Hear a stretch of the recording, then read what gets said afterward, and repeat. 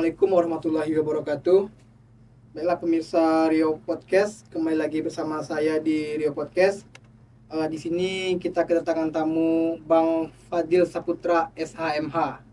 Nah, beliau adalah orang hukum nih teman-teman. Mungkin Bang bisa perkenalkan lebih dulu nih Bang. Latar belakang Abang, backgroundnya gimana? Baik, terima kasih atas kesempatan yang diberikan. Jadi sudah disampaikan ya, nama saya Fadil Saputra, S1 hukum ya, sarjana hukum, kemudian S2 juga hukum, magister hukum ya. Nah, hukum itu kan ada banyak ya. Benar-benar. Ada hukum itu kan dibagi dua dulu ya, hukum publik kemudian hukum privat. Ya. Nah, hukum privat itu contohnya hukum keperdataan. Keperdataan itu nanti ada tentang perikatan, tentang orang, kemudian hukum kekeluargaan, hukum waris dan sebagainya. Nah, itu hukum-hukum yang sifatnya private atau keperdataan. Data. Kemudian ada hukum publik. Hukum publik itu secara umum dibagi dua. Yang pertama, hubungan antara negara dengan masyarakatnya atau yang dikenal dengan pidana.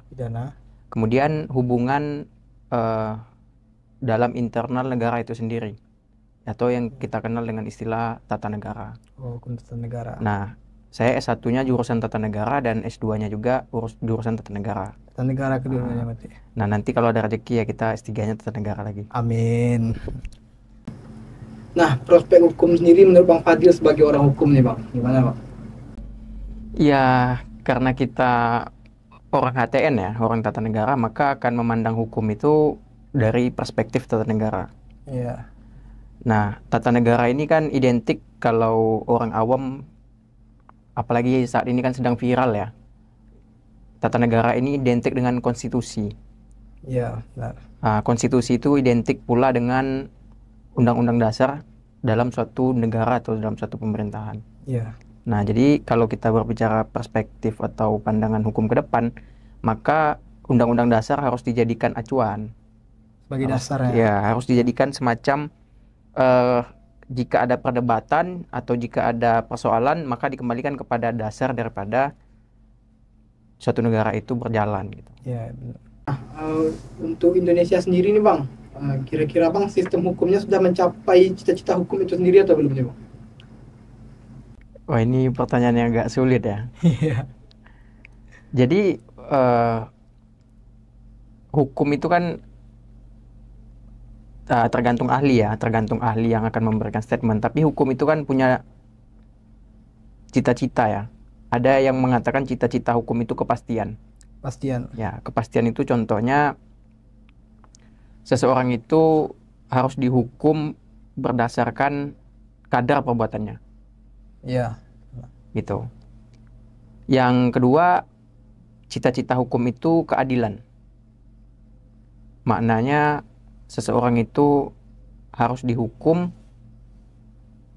dengan pertimbangan-pertimbangan yang tepat. Kan kalau pidana gitu ya.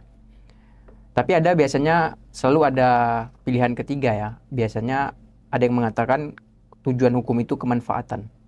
Manfaat. Apalah artinya keadilan dan apa artinya kepastian jika tidak ada kemanfaatan. Iya, benar ya. Cuman secara garis besar sistem hukum itu biasanya mengacu kepada keadilan dan kepastian saja biasanya. Nah, kalau kita lihat hari ini, apakah sistem hukum bangsa ini ya, bangsa Indonesia khususnya, sudah mengantarkan kita kepada salah satunya? Misalkan apakah, kalau kita kembalikan pertanyaannya, apakah hukum hari ini sudah mengantarkan kita pada pemenuhan cita-cita tentang kepastian? Apakah hukum hari ini sudah mengantarkan kita pada cita-cita pemenuhan keadilan? Atau yang lebih konkret lagi dari itu, apakah sudah mencapai cita-cita kemanfaatan? Nah, ini tentu tidak bisa dikaji hanya dalam waktu yang singkat. Benar, karena persoalan ini ya cukup kompleks. Namun, ketika berbicara tata negara ya, identik dengan sistem kan. Kalau sering dengar podcastnya Prof. Yusril ya, Yusril Iza Mahendra kan seorang ahli hukum tata negara ya. Beliau sering mengatakan begini, sistem yang baik itu akan merubah orang jahat jadi baik. Oh iya, saya pernah dengar.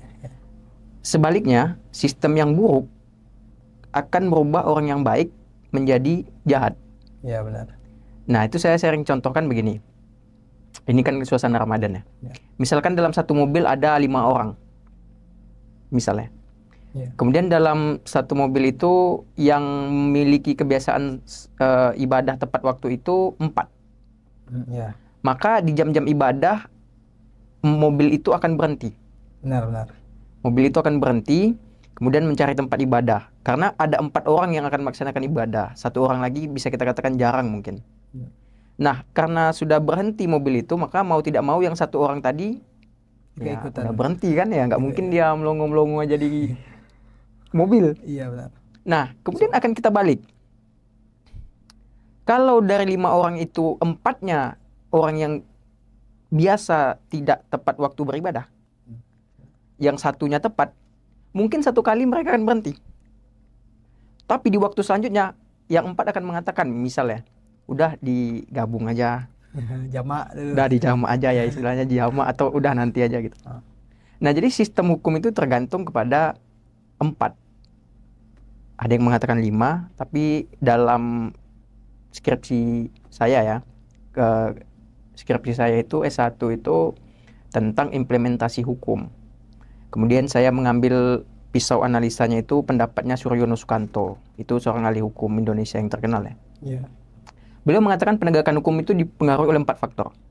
Yang pertama, faktor hukum itu sendiri. Kalau hukumnya baik, maka aplikasi dan pengimplementasiannya berkemungkinan besar baik. Gitu. Yang kedua, faktor penegak hukum. Salah seorang ya, kepala Badan Pengembangan Hukum Nasional di tahun-tahun 70 itu, JT Simorangkir ya namanya, dia pernah mengatakan begini. Hukum dan penegak hukum itu seperti seorang penyanyi dan lagu. Kalau nyanyiannya jelek, tapi si penyanyi memiliki suara yang merdu, maka lagu itu akan terdengar merdu saja, enak-enak saja. Tapi kalau dibalik, lagunya merdu, tapi yang menyanyikannya suaranya ya false, makanya lagu yang tadinya bagus itu akan jadi Gak enak didengar. Jadi antara hukum dan penegakan hukum itu seperti 2 sisi mata uang. Ya kan? Kalau misalkan uang 500 gitu kan, cuman ada garudanya saja, angkanya nggak ada. Warung akan nanya, ini bener nih uang, gitu. Ya. Kemudian yang ketiga, setelah hukumnya, kemudian penegak hukumnya, yang ketiga itu adalah fasilitas dalam penegakan hukum. Fasilitasnya. Kita dulu sering diskusi ya, maaf ya, nggak mungkin kan malingnya pakai king, polisinya pakai revo. Iya betul. Nggak terkejar. Itu sudah malingnya udah sampai Marpoyan gitu ya, polisinya masih di Hotel Pangeran gitu kan. Tinggal. Dan yang keempat yang juga tidak kalah penting adalah budaya masyarakat. Nah, ini yang menjadi faktor kunci atau penentu. Faktor budaya. Kita contoh Jepang ya. Di Jepang itu kan salah satu negara dengan indeks pelanggaran hukum terendah. Ya. Atau kita yang ambil terdekat saja Singapura. Benar. Nah, di Singapura itu ya kita nggak akan ketemu orang merokok sembarangan. Kemudian kita tidak akan ketemu juga orang yang melanggar lalu lintas begitu, tidak menggunakan helm, menerobos lampu merah itu. Kita nggak akan ketemu itu. Kenapa? Karena memang budaya masyarakatnya sudah baik. Ya. Nah, dosen saya juga ya, dekan kita dulu mengatakan budaya masyarakat ini bergantung lagi. Jadi hukum ini dari atas ada satu lagi ke bawah, ada satu lagi ke bawah sampai nanti mengakar dia. Nah, budaya masyarakat itu tergantung lagi melihat tingkat pendidikannya, Ya. melihat tingkat ekonominya, kemudian melihat latar belakang lingkungannya. Lingkungan ini bisa agamanya, bisa kebudayaannya, dan bisa berlain hal lah. Jadi hukum ini kalau mau dikaji, Mas, sering kita dengar ya, ahli-ahli hukum Belanda mengatakan ketika seseorang ingin mendefinisikan hukum atau mengimplementasikan hukum, itu sama seperti dia mengambil segenggam pasir, di tepi pantai. Ketika dia ingin belajar hukum, pemahaman dia akan hukum itu hanya seperti segenggam pasir tadi di antara luasan pasir di pantai tadi. Jadi dalam memahami hukum itu ya cukup kompleks ya. Jadi saya jarang mendengar ya ada orang mengatakan saya ini sudah khatam belajar hukum. Ya, belum pernah dengar itu. Nah, dan hukum itu kan dinamis ya, kedepannya terus akan berkembang. Nah, jadi kalau ingin melihat apakah hukum Indonesia hari ini sudah mengantarkan kita kepada cita-cita hukum, ya kita lihat saja pengaplikasian hukum itu apakah sudah sesuai dengan sebagaimana mestinya atau belum. Mungkin itu. Nah, tadi kan bicara hukum nih Bang. Apakah hukum sama etika itu sama Bang? Memang hukum ada dua ya. Ada yang hukum tertulis dan ada hukum yang tidak tertulis. Hukum yang tertulis biasanya disebut norma, misalkan undang-undang, ya kan, ya, atau benar. kitab undang, atau sebuah peraturan, begitu. Kemudian ada juga ternyata di tengah masyarakat itu hidup hukum-hukum tidak tertulis. Mungkin itu yang abang maksud sebagai etika ya? Ya, etika. Sebagai etika. Tapi begini sebenarnya, kalau kita kaji lagi tentang norma atau undang-undang itu, undang-undang kan adalah hasil perdebatan dari berbagai macam etika. Ya. Kenapa? Karena kalau kita menggunakan standar etika, akan banyak peran-peran subjektivitas yang masuk. Contoh, misalkan saya punya anak, ya kan? Misalkan saya punya anak. Kita berdua lagi makan. Kebetulan makan ini saya menggunakan katakanlah hanya singlet saja. Ya. Di hadapan anak saya, kita berdua makan nih, saya menggunakan singlet. Nah, ini tidak akan jadi persoalan. Benar. Kemudian masuklah katakan nih seorang Pak Ustadz, yang mau tidak mau saya harus memakai baju. Yang tadinya awalnya saya tidak apa-apa menggunakan hanya singlet saja, tapi ketika ada orang lain yang masuk, ada unsur subjektivitas lain masuk, maka etikanya menjadi berubah. Oh ya. Nah, jadi etika itu lebih cenderung kepada subjektivitas. Sehingga etika jika dijadikan dasar hukum, maka tidak akan ada nilai kepastian. Sementara tadi kita ngomong, salah satu tujuan hukum itu kepastian. Bisa saja nanti menurut seseorang itu si A ini dihukum 3 tahun, si A ini 4 tahun, si A ini dibebaskan kalau dia memakai etika. Rasa. Gitu. Rasa. Karena etika identik dengan rasa. Ya kan? Nah, sementara undang-undang sendiri tidak boleh tidak memberikan kepastian kan? Itu. Jadi hari ini memang perdebatan tentang etika dan norma itu ya hangat ya, karena kita bilang gini, kadang orang hukum ini juga tidak intens memberikan pemahaman hukum kepada masyarakat. Iya, benar. Contohnya kan ya kasus yang baru ya di MK, kemudian ada DKPP, pemilu gitu ya. Itu kan masalah etik. Sementara etik yang disebut di situ adalah norma yang sudah konkretkan gitu. Jadi mereka itu melanggar norma yang sudah konkret, bukan norma menurut perspektif seseorang gitu. Tapi masyarakat memahaminya etika itu sesuatu yang menurut orang lain baik, belum tentu menurut orang lain lagi baik gitu. Nah, itu yang salah. Mungkin itu. Kemudian kita banyak dengar nih Bang, kriminalitas di mana-mana nih. Kira-kira Bang di masyarakat sendiri tuh Bang, akar persoalan kriminalitas itu dari mana sumbernya tuh Bang? Kenapa banyak kriminal terjadi di daerah kita ataupun di Indonesia ini gitu Bang? Kalau kriminal ini kan lebih ke pidana ya. Pidana. Ya. Di pidana juga nanti akan ada analisa mengapa seseorang melakukan tindak pidana. Kita ambil contoh begini.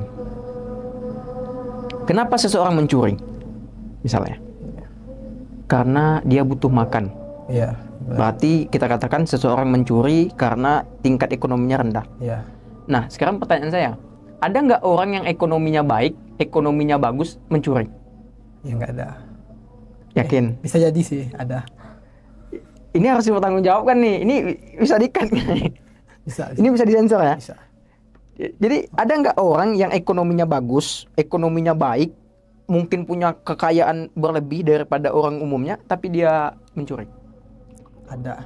Ya, mencuri itu kan bahasa umum ya. Oh. Kalau istilahnya, kalau dalam istilah hukum pidana itu kan ada white collar crime, kemudian ada black collar crime.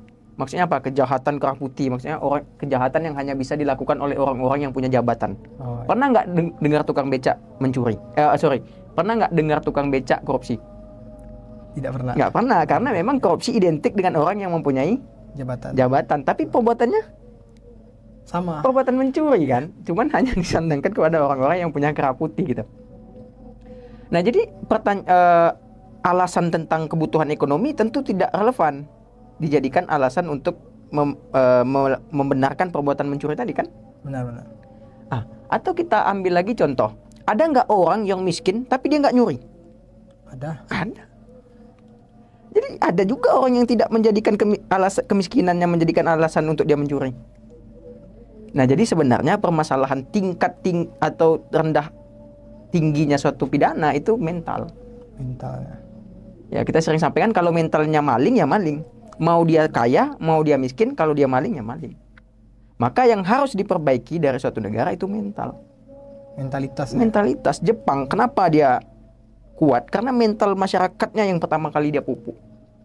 Dalam sejarah peradaban dunia, ya, mungkin sampai ke Adam ya kalau kita pelajari, yang akan pertama pemimpin itu bina adalah mental. Kalau dalam istilah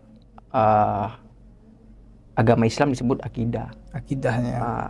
Kalau akidahnya benar, pasti buahnya benar. Kalau mentalnya benar, pasti yang dilakukan benar. Iya. Mau dia dalam keadaan sulit, mau dia keadaan dalam senang. Kalau mentalnya benar, pasti dia. Tapi kalau mentalnya salah, ya itu tadi. Kalau dia miskin, dia membenarkan perbuatannya karena dia miskin. Kalau dia kaya, dia akan menggunakan fasilitas yang ada untuk melakukan juga. Tergantung orangnya juga. Tergantung mental, bukan orang, mental. Tergantung mentalnya berarti. Mental. Ya, jadi tinggi rendahnya suatu tindak pidana itu mental, Mas. Bukan ya ada orang dia mencuri cuma untuk makan. Ada juga orang yang tahan lapar daripada nyuri. Berarti yang harus diperbaiki itu memang mental. Harus mental. Maka saya sering mengatakan kalau kita kembali flashback ya ke tahun 2014, nanti kan bisa di searching juga ya. Iya. Jokowi itu kan selalu menggaungkan revolusi mental. Ya, revolusi mental.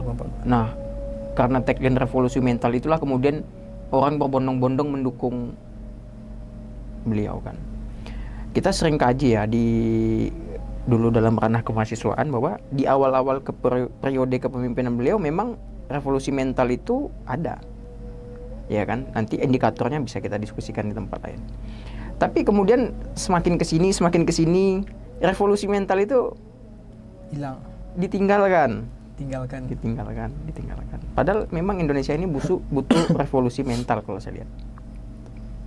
Jadi tindak pidana itu karena apa? Mental.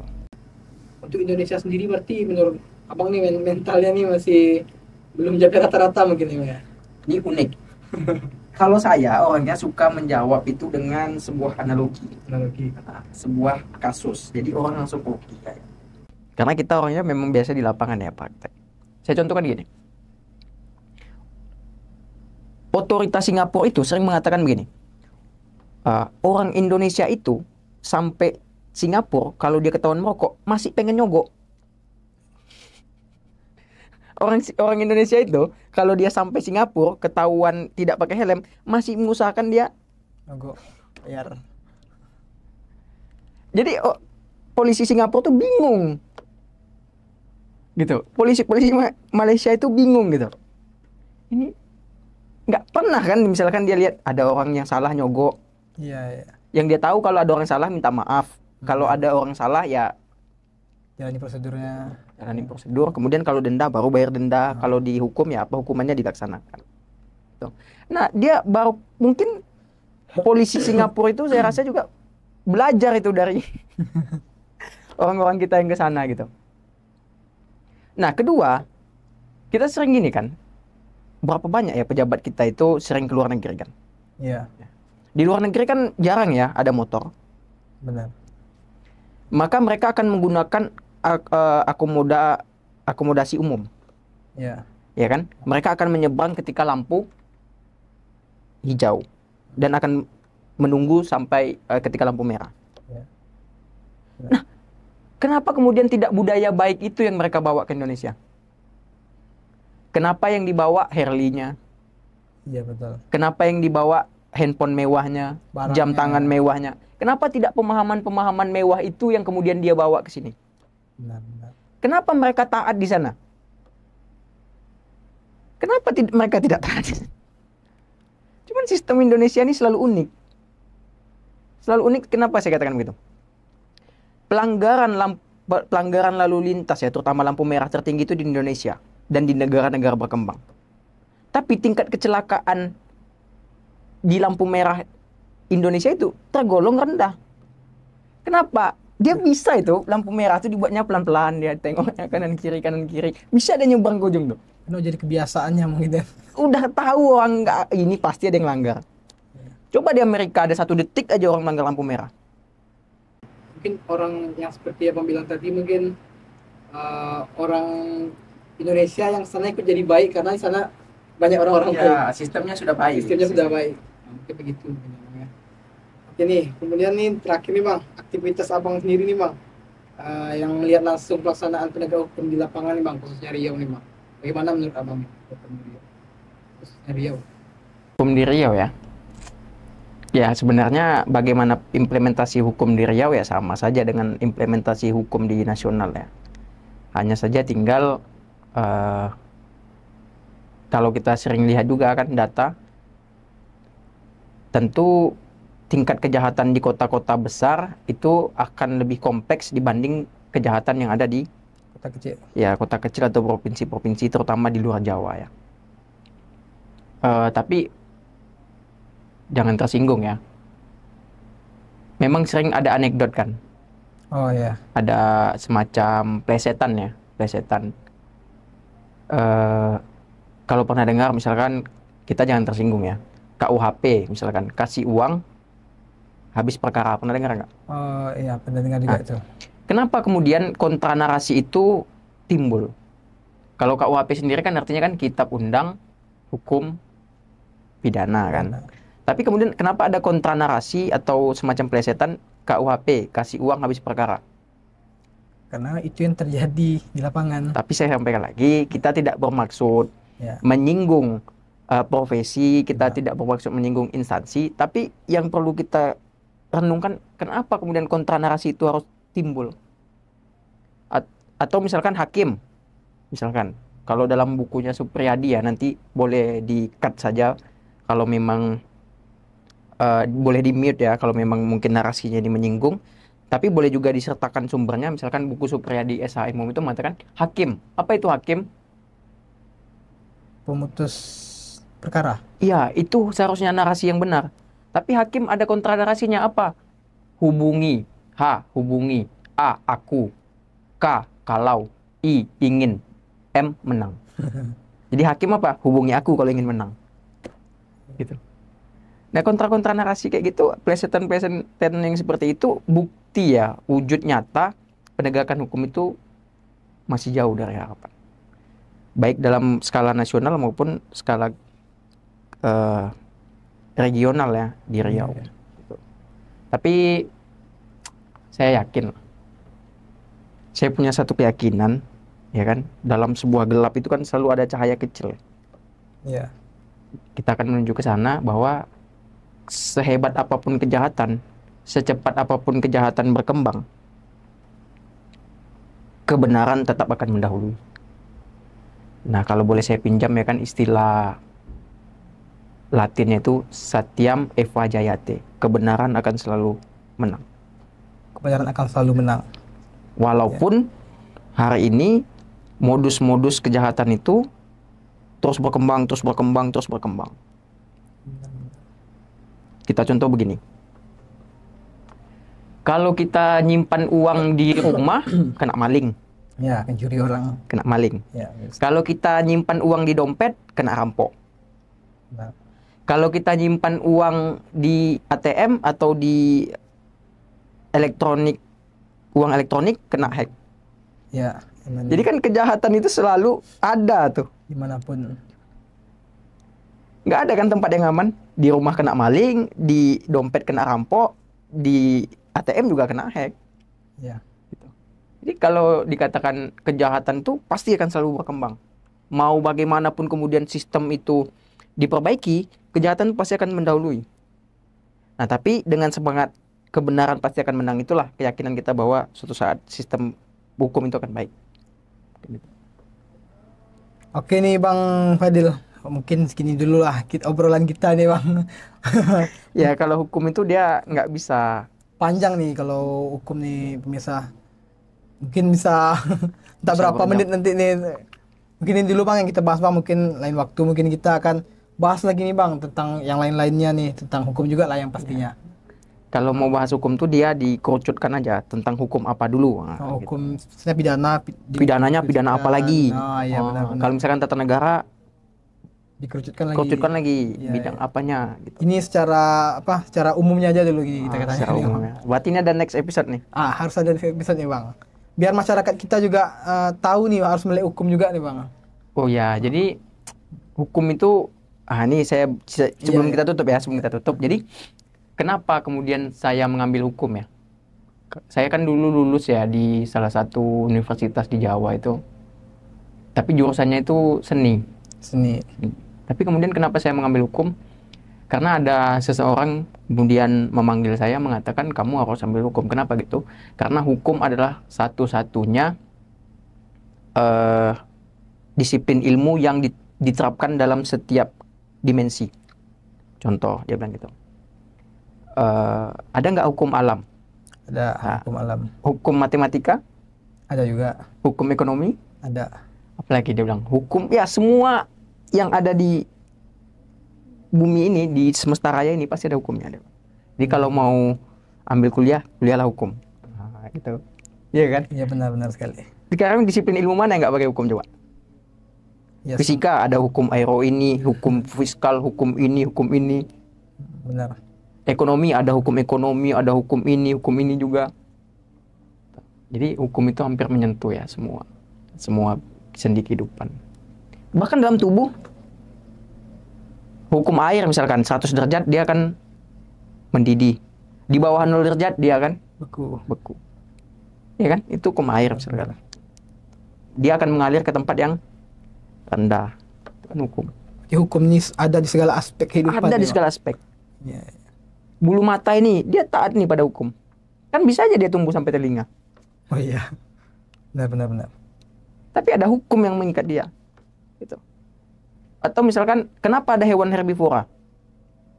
Ya hukumnya dia makan tumbuhan. Kenapa ada yang karnivora? Ya dia makannya hewan. Agak unik kan kalau lihat harimau vegetarian. Harimau makan sayur gitu. Iya. Mungkin itu sih. Baiklah pemirsa, mungkin itu saja dulu ngobrol-ngobrol santai kita tentang hukum nih. Jadi, kita semua di Indonesia ini, khususnya masyarakat, harus melek terhadap hukum nih Bang. Benar sekali. Oke, sampai jumpa di episode berikutnya. Saya Wido, host, undur diri dulu. Assalamualaikum warahmatullahi wabarakatuh.